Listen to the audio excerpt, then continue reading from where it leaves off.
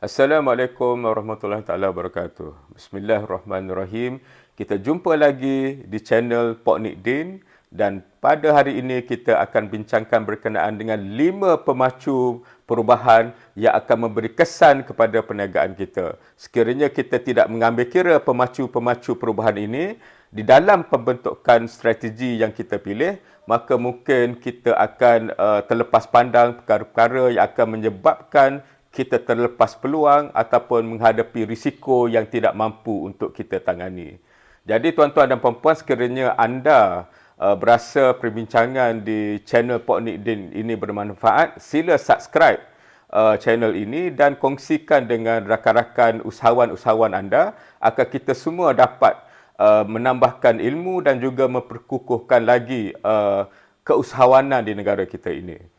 Jadi tuan-tuan dan puan-puan, di dalam proses pembentukan strategi, satu perkara lagi yang kita kena ambil kira ialah pemacu perubahan ataupun change drivers. Ya.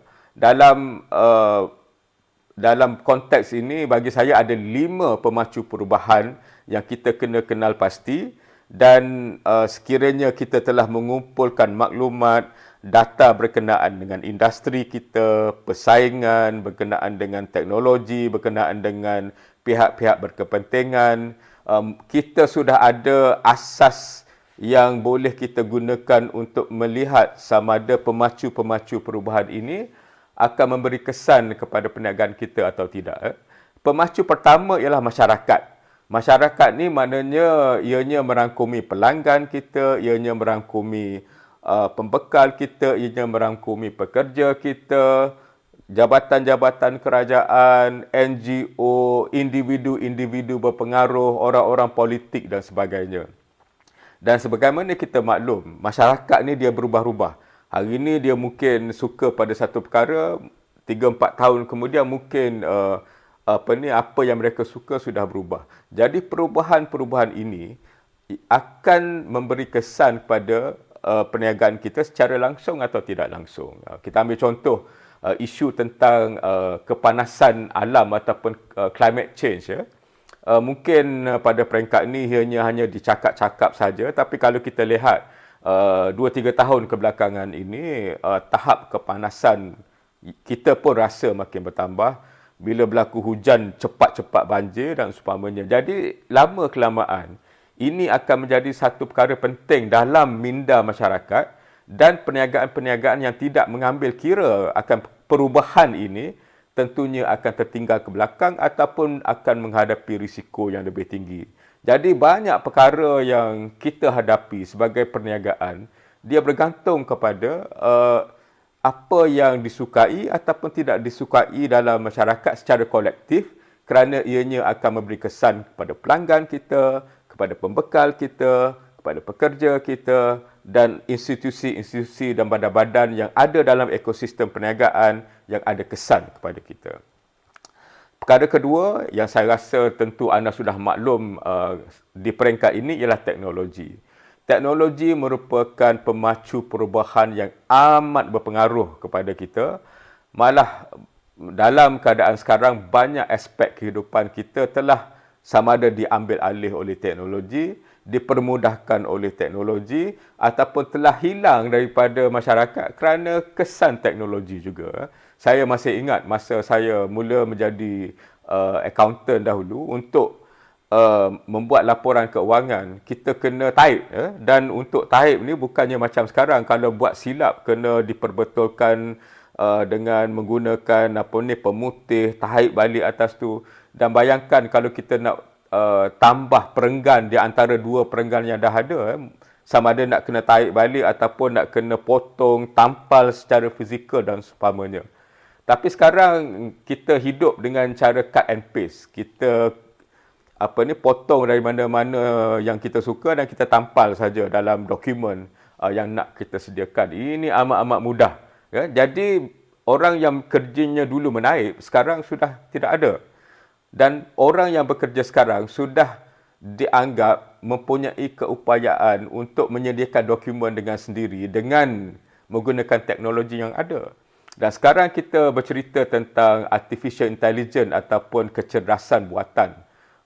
ChatGPT dan banyak lagi platform yang wujud sama ada berbayar ataupun percuma. Dan jadi ini semua akan mempengaruhi bagaimana kita hidup. Jadi apabila kehidupan berubah, seperti mana yang saya sebut tadi, akan memberi kesan kepada masyarakat dan akhirnya memberi kesan kepada perniagaan kita.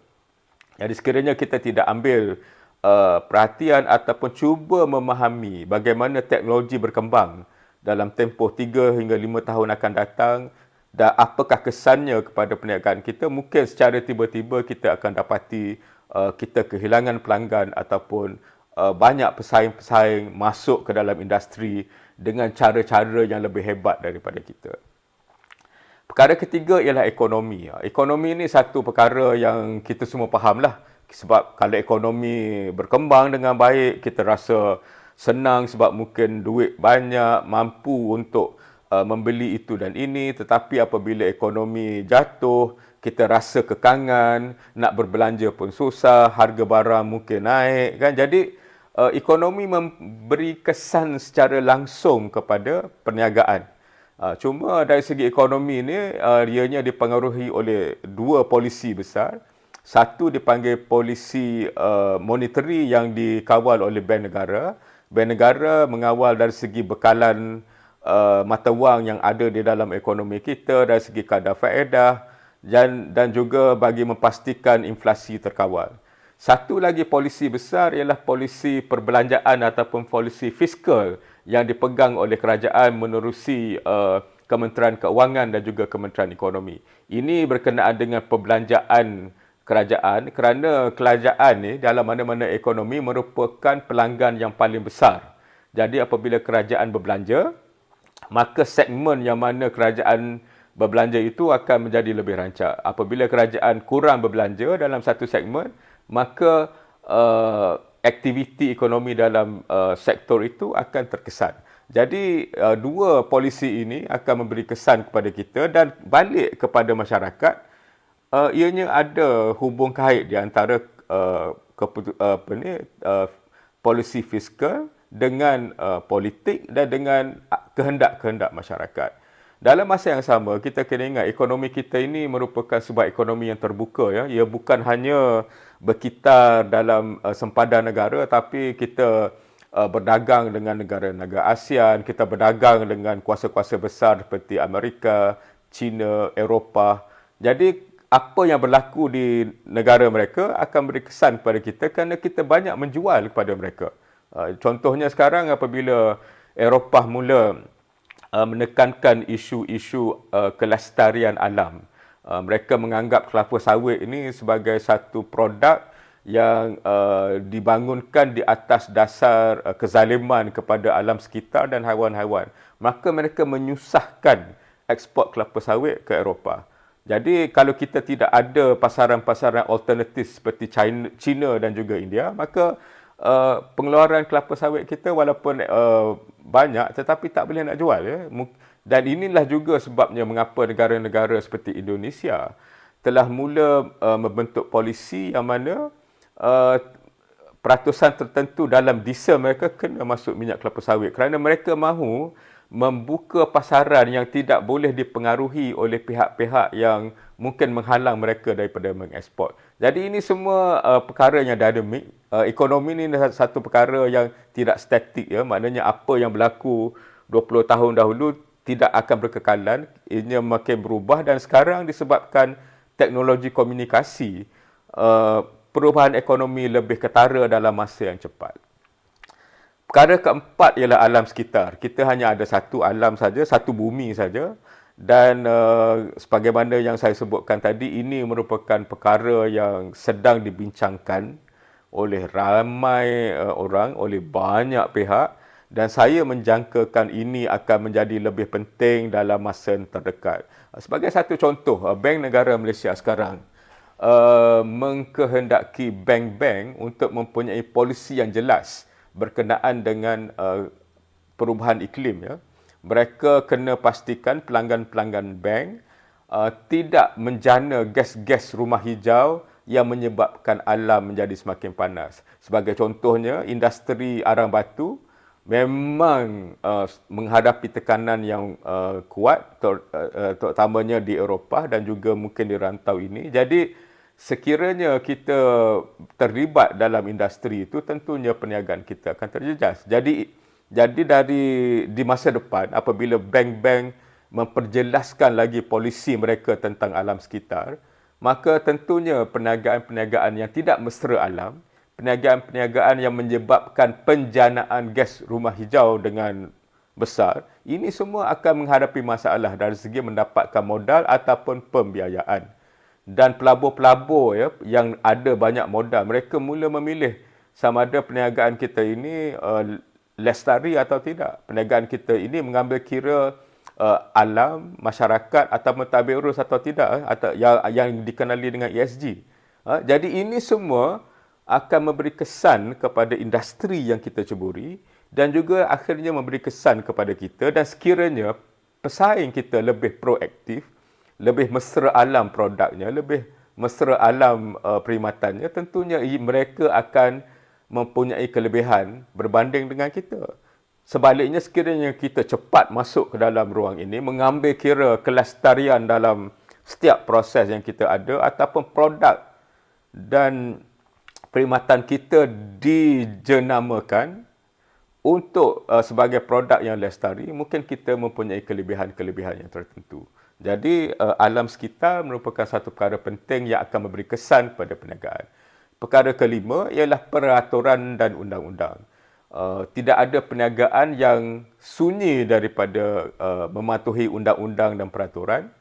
Jadi perubahan undang-undang dan peraturan akan memberi kesan kepada perniagaan kita. Contohnya, jika alam sekitar menjadi satu isu yang penting dan pihak berkuasa yang menyelia industri kita membuat peraturan-peraturan baru, undang-undang baru untuk menjaga alam sekitar, ianya akan menyebabkan kita terpaksa mematuhi undang-undang berkenaan, terpaksa mematuhi peraturan berkenaan, dan ini akan memberi kesan dari segi kos, memberi kesan dari segi operasi dan juga memberi kesan dari segi daya saing kita berbanding dengan orang lain.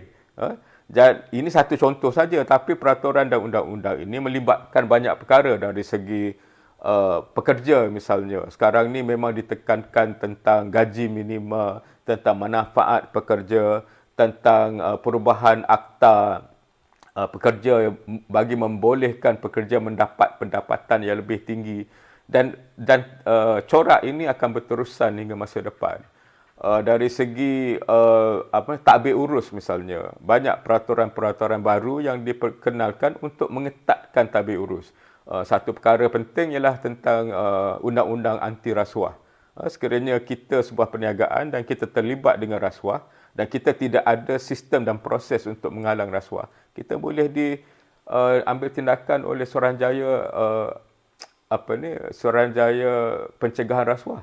Jadi kita kena tahu apa yang undang-undang yang berkenaan dengan ekonomi, industri dan juga perniagaan kita, dan kena tengok arah alirannya. Dan ini berhubung kait dengan kesemua perkara yang saya sebutkan tadi.